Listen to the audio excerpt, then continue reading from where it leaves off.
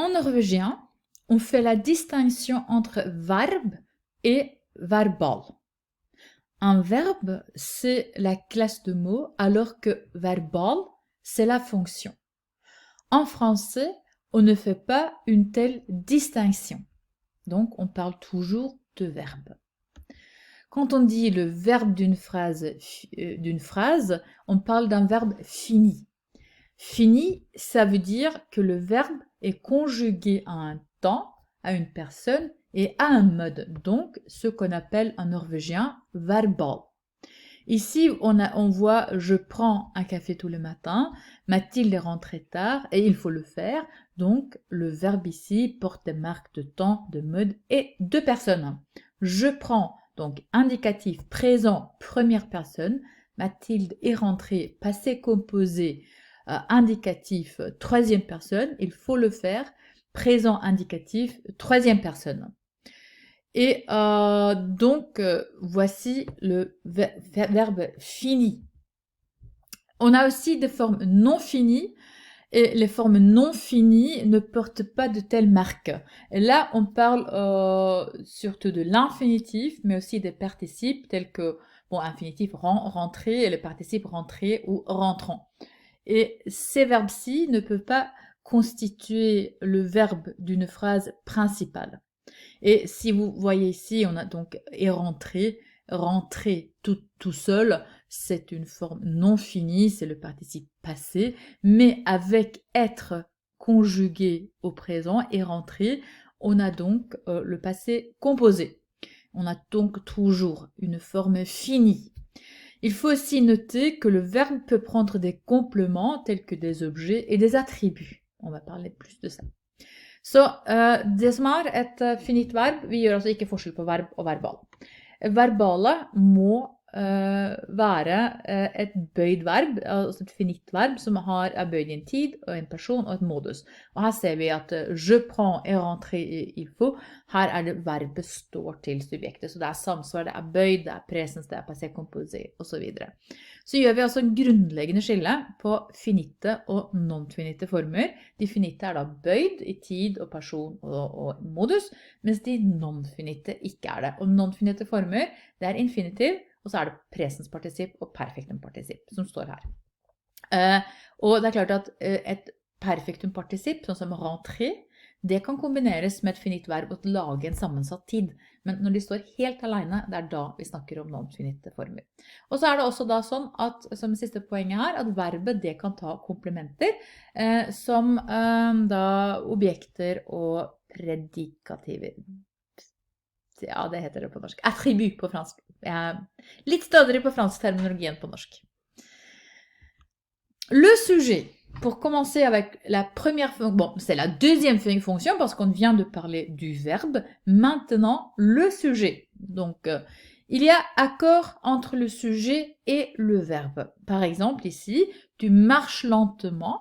Là, il faut avoir le ES qui est la désinence de la deuxième personne singulier. On ne peut pas dire marche sans S, on ne peut pas dire marchons, par exemple. Et j'ai marqué avec l'astérisque que ces expressions sont agrammaticales et elles sont fausses. Donc, marche avec ES parce que c'est tu. Géraldine et lui sont heureux. Là, il faut utiliser sont, on ne peut pas utiliser et ou sommes ou quelque chose d'autre parce que il faut qu'il y ait accord entre le sujet et le verbe. Nous allons à Paris, ici il faut utiliser allons parce que le sujet c'est nous. On ne peut pas dire vi ou vous ou quoi que ce soit. Donc, accord entre le sujet et le verbe. Så det skal altså være samsvar mellom subjekt og verb. Det har vi her. Vi sier altså tu marches med ES fordi det er annen person, entall. Vi kan ikke ha disse formene som står med asterisk foran. Asterisken markerer altså, eller stjerna her, markerer at noe er feil.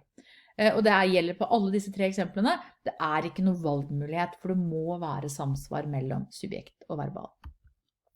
Le sujet nominal peut être remplacé par un pronom au nominatif, donc il, elle ou elle, singulier, pluriel. Et donc Jean est fatigué peut être remplacé par il est fatigué. Ceci, c'est ce qu'on appelle une pronominalisation. Så hvis vi har et nominalt subjekt, altså et nomen som subjekt, så kan vi erstatte det med et pronomen i nominativ. Il, elle, eller i flertall il, elle. Forskjellen bare S-en i flertall. Og det kaller det altså nominativsformer. Le sujet précède normalement le verbe. C'est la position canonique du sujet devant le verbe, mais évidemment il y a quelques structures où c'est pas le cas. Mais dans la plupart des cas, le sujet précède le verbe. Så plassen til subjektet normalt foran verbet. Så finnes det unntak. Det spørresetninger for eksempel på et høyt språklig nivå, eller så det hovedregelen. Det subjektet foran verbet, i motsetning til norsk, hvor subjektet ofte kommer etter. Le sujet est très souvent l'agent de la phrase. Ça veut dire que c'est le sujet qui crée l'action. Quand on dit Brigitte chante doucement, c'est Brigitte qui chante. Så subjektet ofte agenten i setningen. Altså vi snakker om forskjellige, det vi kaller semantiske roller. Subjektet agenten veldig ofte, det vil si den som utøver handlingen. Parfois, le sujet n'a pas de contenu sémantique. Av og til så har ikke subjektet semantisk innhold. Sémantique, ça veut dire que ça a une référence. Donc ici, il n'a pas de référence. On ne parle pas de il comme lui, comme Pierre, lui, Gérard, quoi que ce soit. Donc ici, il n'a pas de référence. C'est uniquement un pronom qu'on utilise parce qu'il faut qu'il y ait quand même un sujet dans la phrase. Så i disse setningene her så har ikke il noe semantisk innhold, det vil si det betyr ingenting, og det har ingen referanse. Det bare satt inn fordi i en fransk setning så må vi ha et subjekt. Altså for eksempel, il pleut, et il semble qu'elle soit triste. Il veut rien dire. Mais c'est uniquement là parce qu'il faut qu'il y ait un sujet. Si le verbe est au passif, le sujet n'est pas l'agent. Donc on dit par exemple, les documents ont été signés par le juge. Le juge, c'est l'agent. C'est le juge qui signe les documents, mais parce que la phrase est au passif, le sujet ici n'est pas l'agent. Så i passivsetninger så ikke subjektet agenten, altså det ikke den som utfører handlingen. Her dokumentene blitt signert, det ikke dokumentene som utøver noe som helst. Den som utøver noe her dommeren av dommeren, og det det som agenten i leddet. Maintenant, vous pouvez analyser les phrases suivantes. Et donc, il faut poser, il faut faire l'analyse, et puis je vais vous donner les corriger. Donc, posez, analysez les phrases, et puis on va en parler. Så analyser setningen og sette på pause. Et coucou! Maintenant, je vais vous donner les corriger. Marianne dort. Marianne, c'est le sujet. Le verbe, c'est dort. Nous rions. Nous, le sujet. Le verbe, c'est rions. Le président des États-Unis travaille. Le président des États-Unis, c'est le sujet. Et même si c'est long, c'est un groupe nominal qui a la fonction de sujet. Et travaille le sujet. Céline, Loïc et Gustave, le sujet, discutent le verbe. Et ici, le garçon dont je viens de te parler est venu. Le sujet ici, le garçon dont je viens de te parler, c'est le sujet. On peut le remplacer par il, donc c'est le test de pronominalisation. Et est venu, c'est le verbe. Så her ser dere, vi har subjekt og verbal i alle setningene. Et subjekt kan være kort. Det kan være som i A eller B, Marianne eller nous, men det kan også være et lenge ledd. Altså det kan være et ledd som le président des États-Unis. Det kan være 3 stykker eller mange flere som man ramser opp, som i det. Eller det kan være ganske komplekst som i le garçon dont je viens de te parler. Hvis dere usikre, så ser dere hva kan erstattes her. I C så vil du kunne erstatte det med il. I D så vil man også kunne erstatte det med il, men da med S, for det en flertallsord. Og i her også med il i entall. Og når du kan erstatte det, når du kan pronominalisere med ett ledd, så det ett ledd. Det ikke noe mer hokus pokus enn det. Så det å pronominalisere er alltid en veldig god idé. Og da har jeg egentlig gitt dere fasiten på neste oppgave, som kommer her. Pronominaliser le sujet. Et donc, on en a déjà parlé, maintenant c'est à vous de le faire. Et moi, je vais vous utiliser pause et moi, je vais donner les corrigés. Så sett på pause, så jeg snart tilbake. 3, 2, 1, her fasiten. Marianne dort, ça donne elle dort. Paul rit, il rit. Le président des États-Unis travaille, il travaille.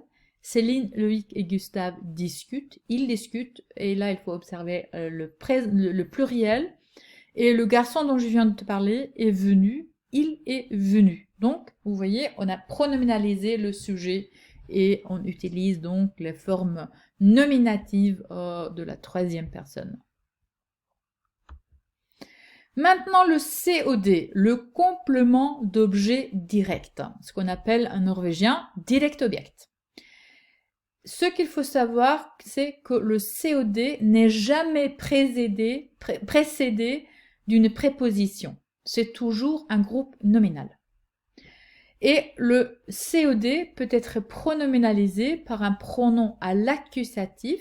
Et là, on n'a que 3 possibilités. C'est le pour le masculin singulier, la pour le féminin singulier et les pour le pluriel. Donc, de pronominalisation par un pronom à l'accusatif.